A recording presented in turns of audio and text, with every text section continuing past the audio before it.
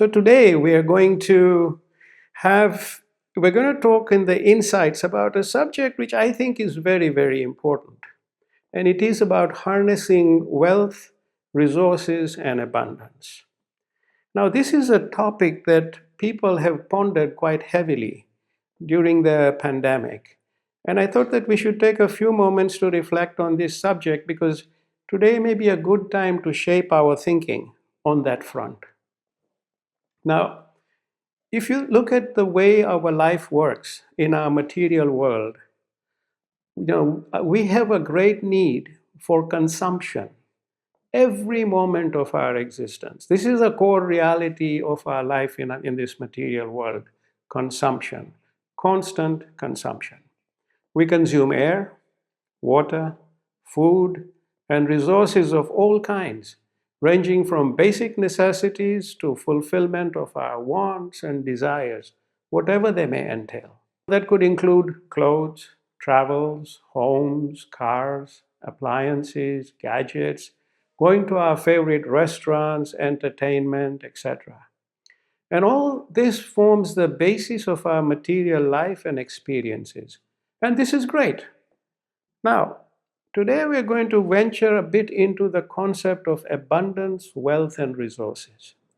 Because underneath all that we see lies a very important, deep spiritual process that actually drives everything. Let me start by sharing a very important story from one of my earliest books called Parables from the Origin, which I believe lays the foundation of the insights we're going to talk about today. And this is a story about two children, Ibrahim and Sarah. And these two children are in a forest before humanity has become what it is. And so they are with their great teacher, who during the day teaches them the laws of the forest, and in the evening, at night, he teaches them about higher spiritual things. Now, one day, Ibrahim and Sarah, with the teacher, reach a place where there are 7 tall trees in a circle. And these trees, their roots go deep down into the core of the earth. And the trunks go way out into the sky. And in the middle of this circle of 7 trees, there's a fountain that is flowing beautifully with grace.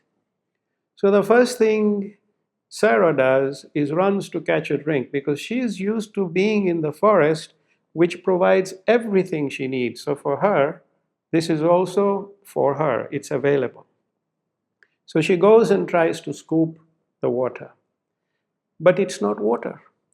And so she gets very upset. And she says, "This is not fair. I'm thirsty. I need water. I seek a drink from this fountain, and I cannot get it." So, the teacher looks at both of them and he says to Sarah, "You should not be upset. Take a close look at this fountain. What do you see?" So they say, "Well, it's coming out from the earth and it's flowing over." And the teacher said, "Yes. You notice that it is constantly flowing." And he said, "Today it's time for you to learn a lesson. That from tomorrow on, this forest will no longer be a forest. From tomorrow on, there will be billions of people like you. There's no longer going to be the 2 of you and a whole forest. And this fountain that you're seeing before you is called the eternal pool. And this eternal pool will flow through each one of you and provide for all your needs, whether it is resources, it's food, it is water, it is air, whether it is wealth, all the things, knowledge, capability, everything will come to you through this pool." But he said, remember one thing: it must always flow. Look at how beautifully it flows. So whenever you receive something from your left hand, always keep your right hand open. And whatever you receive, give, even if it's a portion of it, but give. And as long as you're giving, you will remain within the flow of the eternal pool. The day you keep one hand open and close the other, The day you stop giving, you will cut yourself from the flow of this eternal pool. And that's when you will dry up from within, and nothing in your life is going to work. So, this is why when we receive, we give. This is why so many faiths have, the concept of tithe and charity and give a portion of what you earn. When we give, we're not doing anybody any favors. We are remaining part of the flow of the eternal pool. Giving is not just wealth.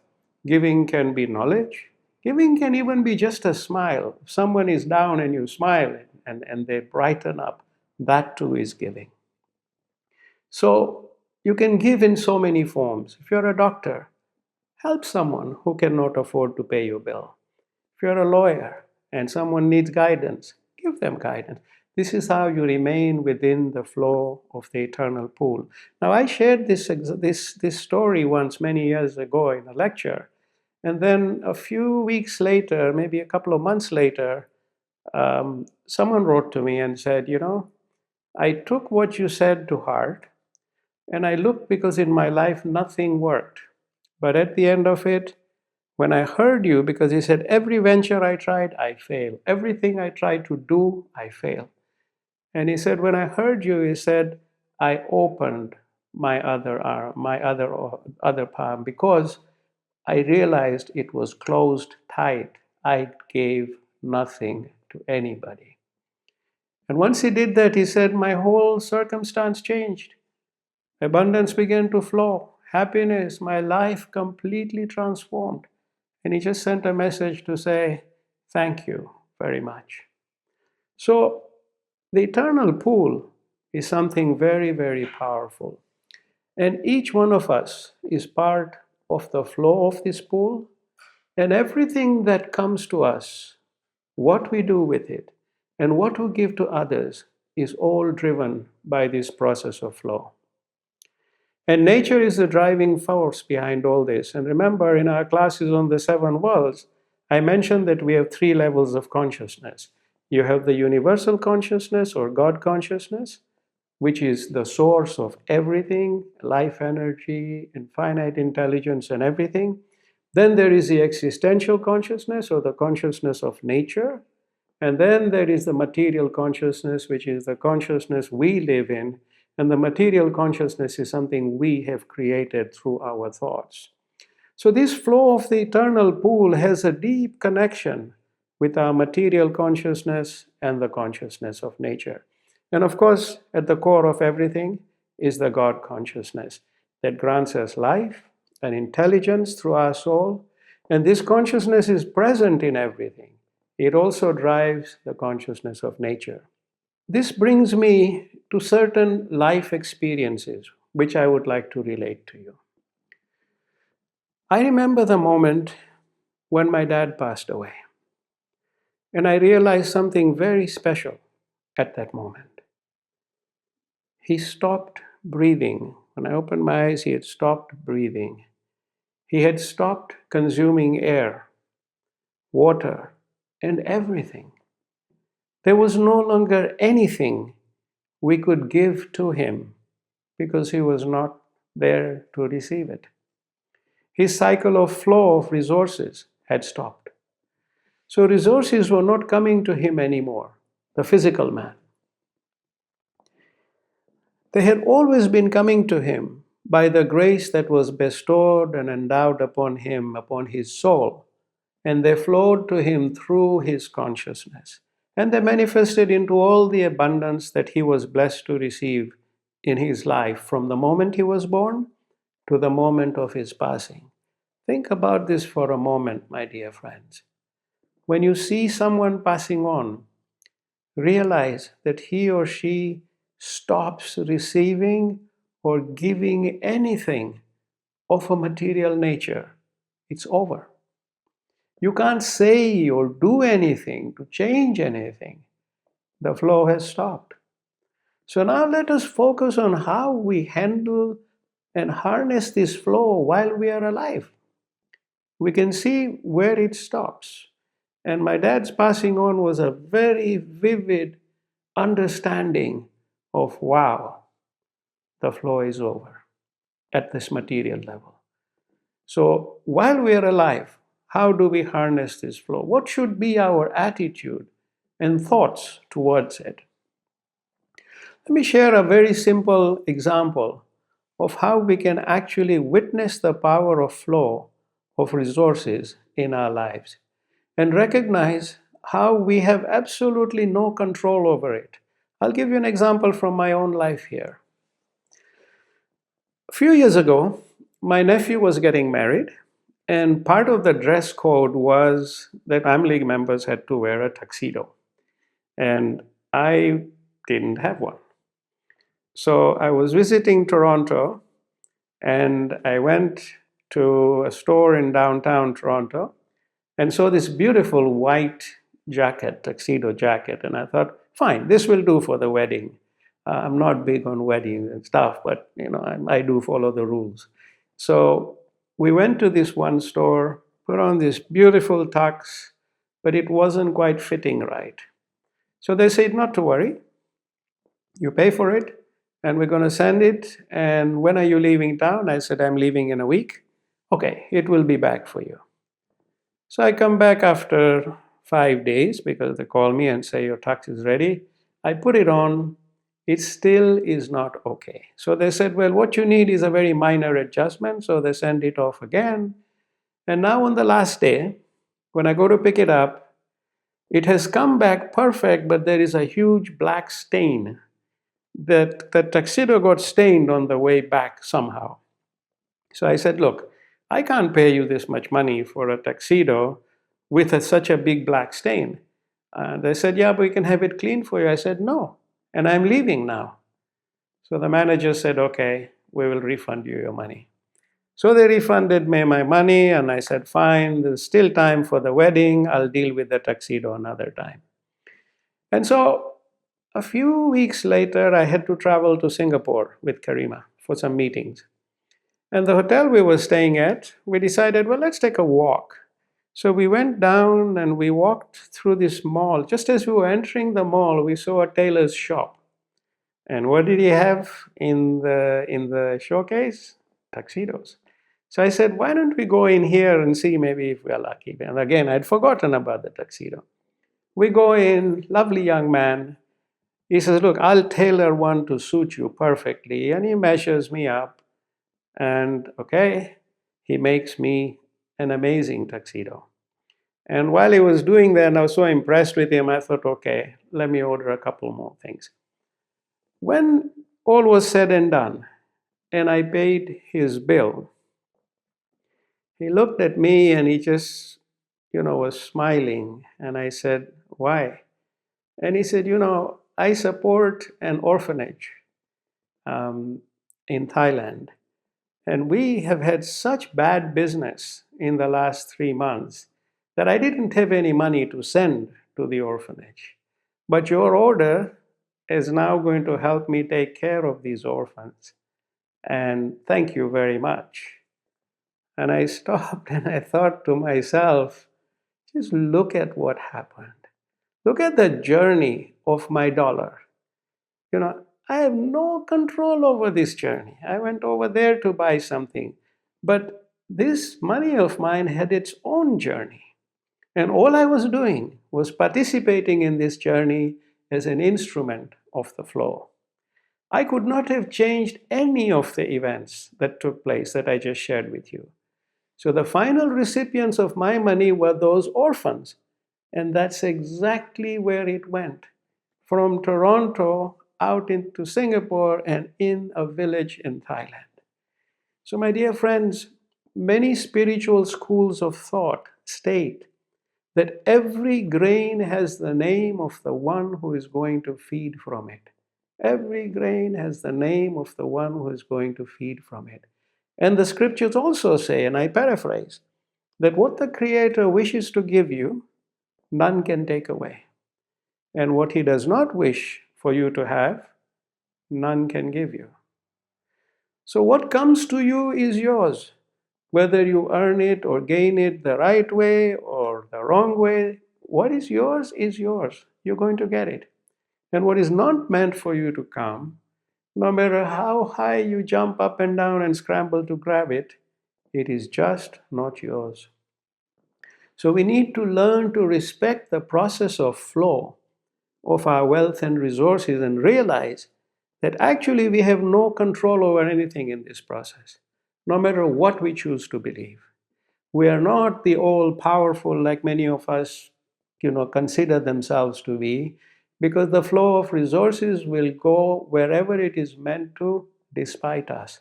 So it is best to drop the illusions about the fact that we have any control. We don't. We're not the giver. None of us is. It is the grace of the Creator which reaches us and to others and then travels via the consciousness of nature. So simply each one of us is an instrument of flow. Now, this brings some reality to our perspectives of life, doesn't it? Think of the day when you were born. You know, you could not speak, you could not do anything, all you could do was cry. You could not have asked for milk if you were hungry, but that bottle of milk came. And it has come to you every day to this day. But now you have learned to worry about it. So we are always provided for. Yes, we work hard. Yes, we do our best. Yes, we be the best we can. But the flow of resources, how it comes, what it does, where it goes, that's not in our control. I'll share another example from my life which taught me what I'm saying to you today. It was a profound lesson, actually. And in today's class, actually, I just picked some of the things I learned on my journey and said, let me share it with you. So many years ago, we had, I'm talking more than 20 years, about 20 years ago, we had lost everything that we had built and had to start all over again from zero. And I remember thinking to myself, what will we do now that everything is lost? Wife, young children, education, so many responsibilities, and suddenly we'd lost everything and we're starting all over again. And as I was sitting in this contemplation, I heard my inner voice, which said, who do you think is really providing for your needs? It is not this business, or an employer, or a profession. Those are just avenues through which you are provided for. And look deeper to recognize the true source of where your resources are coming from. And for me, that was a truly powerful moment. At that moment, suddenly, I gained a clear realization that my work, business, etc., were not really the source of my well being. It was my Creator. This gave me so much confidence, energy, and drive. All my worries were gone, and I became unstoppable. And true to the words of my inner voice, we rebuilt again and went from strength to strength to strength with His grace. So it's not one company, one opportunity, one employer, one situation. No, those are just avenues. So when one closes, others open. When something changes here, something else happens there. Because remember, that bottle of milk will find you. And so that single experience made my faith in my Creator absolute. From that moment on, I've always attributed everything to my Creator, everything from small to large. And the natural outcome of this change of mindset was humility and gratitude. And an ever growing love. From there came an ever growing love and realization of my Creator. That was one of my life's greatest blessings, those moments, because they changed me and made my faith in my Creator absolute. And that's a very blessed state of being to be granted. And so think about this. And so I'm sharing this with you for you to reflect on in the context of your own lives. And I hope that your conclusions will bring you immense peace and confidence and make you unstoppable all the time. So this brings me to the concept of instrument of flow. which I think is of fundamental importance for each one of us to contemplate upon. Now, I'll share another first-hand experience from my life today. It's about life's experiences, which brought me immense clarity on the concept of being an instrument. And this goes back again quite a few years, many years ago, when the front tire of my car was low pressure and the indicator showed that, and I thought maybe this tire needs to be changed. Now, we had a garage near our house. Instead, Karima and I drove 5 kilometers to another place. And we found this gasoline station with the tire place. And we dropped the car there. They said, come back in an hour. And so we started walking. And we walked, it's a beautiful, quaint street. We walked for a bit. And then somehow my attention was drawn to a small shop with porcelain dolls. And so we went in. And of course, I never go into doll shops, but we went in. And there was this elderly lady sitting at the desk in the corner. This was her own store. And her head was down, and she looked in very deep contemplation. We started looking at all the dolls, and then somehow something in me said, okay, buy those dolls. So we started taking out her best dolls, putting it on the table. And in essence, we bought a huge part of her inventory. And Karima was with me, and she could see me doing this, something which didn't make much sense, but she knew something was happening. And so when this lady, she's looking a bit bewildered, what's this guy doing? Is he making fun of me or what? But we bought a very large percentage of her inventory that day. And I said to her, package it, and we will come and pick it later. And she said, what are you going to do with all these? I said, I need these dolls. And I gave her my card, and as she started totaling the bill, suddenly she burst into tears. Literally burst into tears, was sobbing, and I said, what happened? She said, this is the exact amount of money I needed so that I could keep my store alive. This was apparently the last day for her when she would have to decide to close. And she said that I was in deep prayer. She was a follower of Imam Ali. And she said, do you know Imam Ali? And I said, yes. And she said, I was actually praying to him saying, now I have tried everything possible, but nothing has happened. So now you are the only one who can help me. And she said, when the door opened and you guys walked in, she said, my hair rose and I didn't know what was going on. And she said, you're giving me the exact amount of money. And then she opens another book and says, look at the number. They were exact. And so we bought all those dolls. And we gave every kid in the family dolls. All our friends' daughters got those dolls. And these were really nice porcelain dolls. And I think a few years ago, we finally gave away the last few dolls. But here, my dear friends, my role and Karima's role here, we were just instruments. This lovely lady, bless her soul, wherever she is, prayed for help. And I was blessed to be the instrument through which her help came. And every penny we spent that day was hers, not ours. And after that day, so much grace followed that our pockets were fully replenished and more without even knowing it. That's how we are all given the opportunity to serve our fellow creation as instruments. And that's what we are all doing here together today, serving as instruments at a spiritual level. So, my dear friends, when you pray, it's a very powerful process that triggers events, and help comes to you through instruments who are generally people like you and me.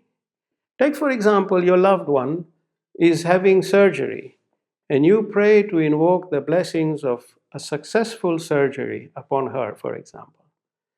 And well, it comes to her directly as a soul and a being, but it also comes through every doctor and nurse and participant present in that operating theater. Their hands move swiftly with precision because they are guided to do so.